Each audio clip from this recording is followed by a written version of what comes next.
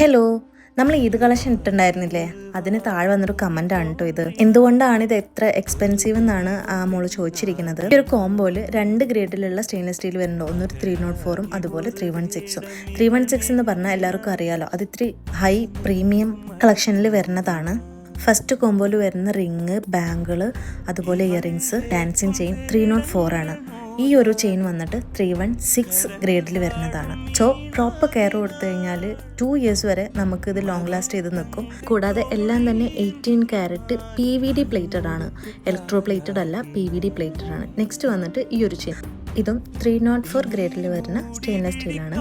ഇതിൻ്റെ ആ ഒരു ക്വാളിറ്റി തന്നെ നിങ്ങൾക്ക് ഈ ഒരു വീഡിയോയിൽ ഞാൻ ക്ലിയർ ആയിട്ട് കാണിക്കുന്നുണ്ട്. ഇത്രയും തിക്കായിട്ടാണ് ഇത് വരുന്നത്, അത്രയും വെയിറ്റ് ആ ഒരു ചെയിനുണ്ട്.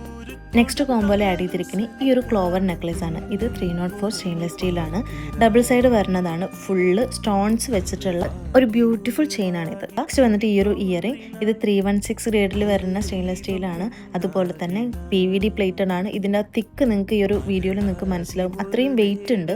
അതുപോലെ തന്നെ നമ്മൾക്ക് ആ റിങ് ഊരിക്കഴിഞ്ഞാൽ ആ റിങ് മാത്രമായിട്ട് ഇടാം.